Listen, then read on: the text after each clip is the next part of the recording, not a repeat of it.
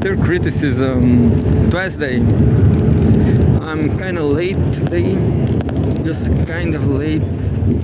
You know what I'm going to do? I'm just going to go straight forward Viña del Mar on this very bus. I'm going to achieve there at 1 p.m. and then I'm going back here, I guess, because this kind of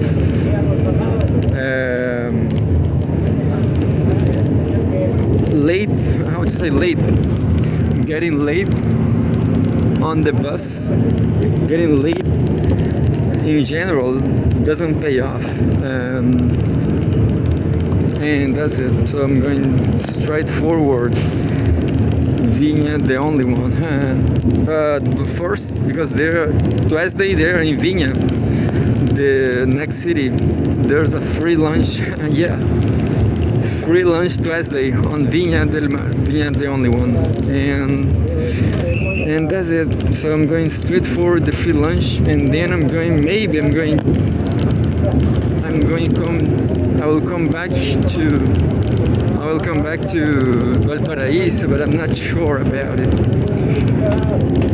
There's a beautiful girl in Valparaíso. I'm writing a poem to her, trying to making her mine, because she's like a foreigner here. Maybe she's from an English-speaking country, and that's why I'm writing. I'm going to read you. This is an unusual show today. Unusual show, full of conversation, because the travel is far. Yeah, I guess this is the right thing to do. And here we go. I'm going to read you my poem. Oh, but the poem is this very cell phone, so forget about it. Next time. We are going to read now. We are going to read CGTN, I guess.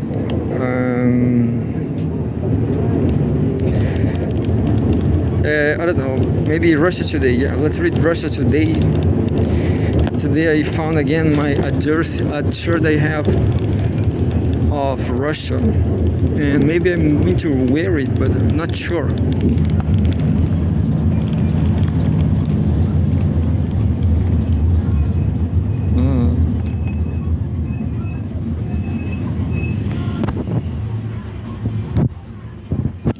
So the most interesting about Russia is the conflict with Ukraine, right? Maybe all the rest is interesting, but maybe Russia is reduced to geopolitics. Such a complex, isn't it? Ukrainian October 7. Why talk of quote-unquote stalemate in Ukraine misses the bigger picture. Stalemate. This is the war the West can win, can end, and can afford. By Vasily Kashin, political science PhD, director of the Center for Comprehensive European and International Studies, HSA. And there's a photograph. It's a missile from Russia.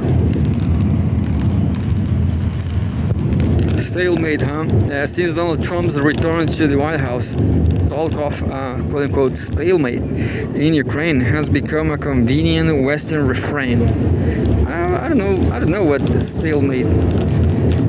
The kind of phrase that sounds sober while disguising strategic drift. In reality, what looks static on the battlefield conceals deep political movement, both in Washington and in the war itself. Trump's early approach to the conflict was loud but logical. Impose a ceasefire along existing lines, freeze the situation, and move on. His mix of threats and incentive sanctions and on one hand and the promise of renewed partnership on the other echoed the same objectives the Biden administration privately pursued in 2024.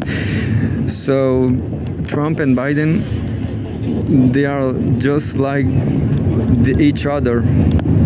They are all the same.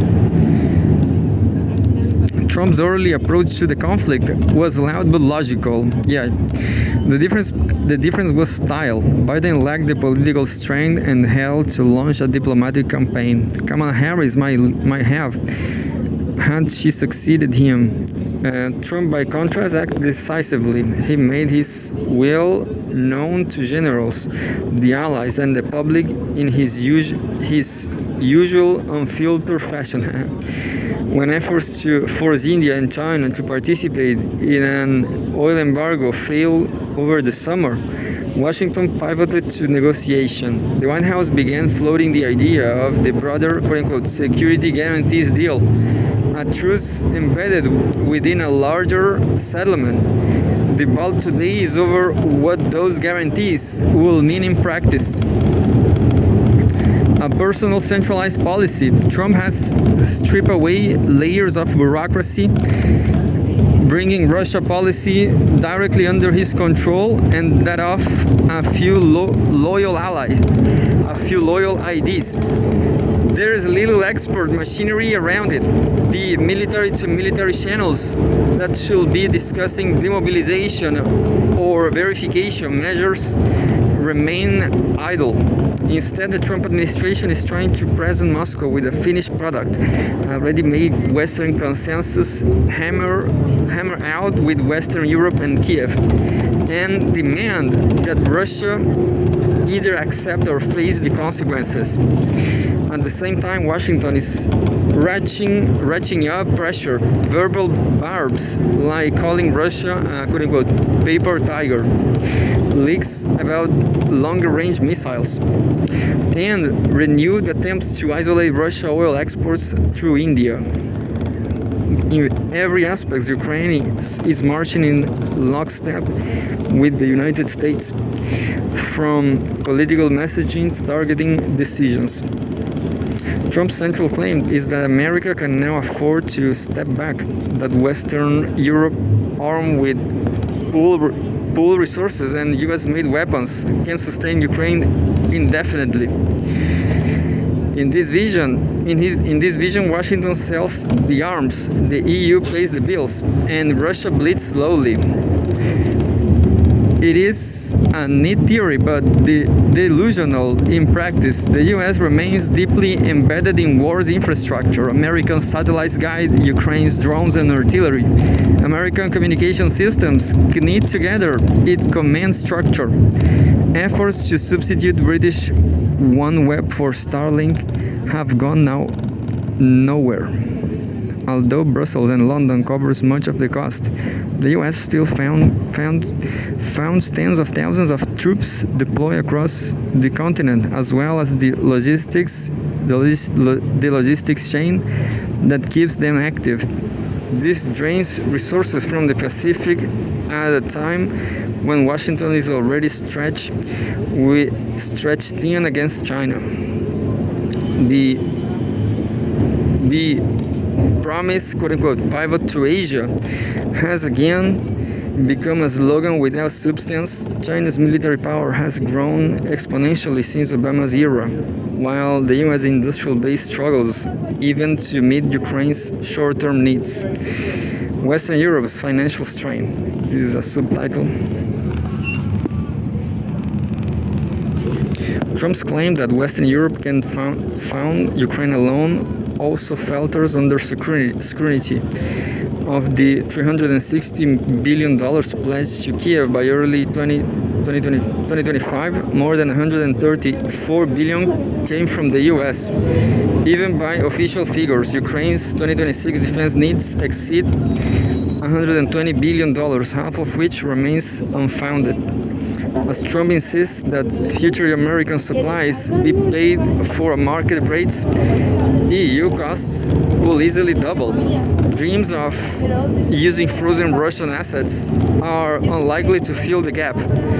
Their confiscation will trigger legal chaos and provoke retaliation against Western European holdings in Russia. The debate over quote-unquote reparation loans may sound bold, but they only reveal the bloc's growing desperation.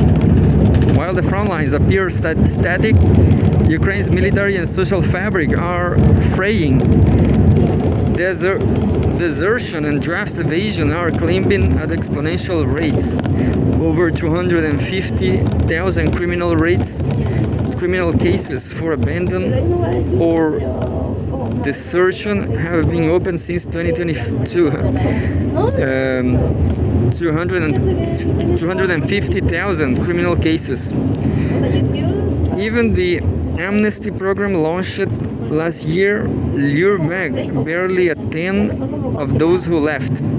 Former commander Valery Zaluzhny himself admitted that the quote-unquote stalemate is breaking, but in Russia's favor. Moscow's forces, aided by superior drone technology and heavier firepower, are advancing to thinly held positions. FPV drones alone now account for up to 80% of Ukrainian casualties. Meanwhile, Russia's production advantage is expanding. Its defense industries have adapted to sanctions with unexpected speed, delivering both standard weapons and new low-altitude air defense systems designed to neutralize small drones. Air superiority, if achieved, will transform the war overnight, and it is Russia, not Ukraine, that is closest to that threshold. A dangerous temptation.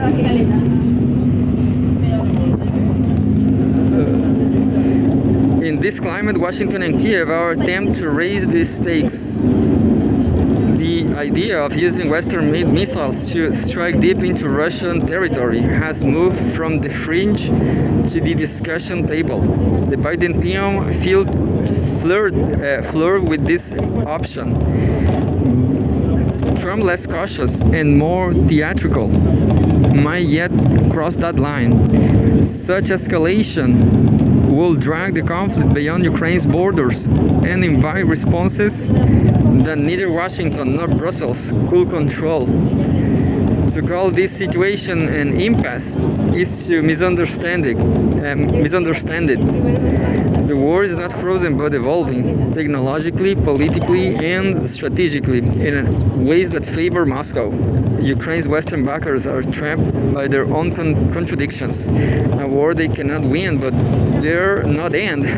A financial burden, yet they cannot sustain, but fear to drop. The United States, for all its noise about disengagement, remains enmeshed in the conflict it pretends to mediate. Europe, meanwhile, is discovering that moral grandstanding is no substitute for industrial power. What appears to be a stalemate then is really the slow unwinding of a Western strategy that mistook endurance for success. The front may look still, but history, as ever, is moving beneath it. And that's a very well written article from Russia. Maybe it's kind of, I will tell you, I like the style, but it's kind of too clean. Maybe, who knows? I don't get it, you know. Vasily Kashin, political science, but I believe him. I just say that this kind of Russia Today style is kind of too cold. Maybe Russian people are cold. Anyway.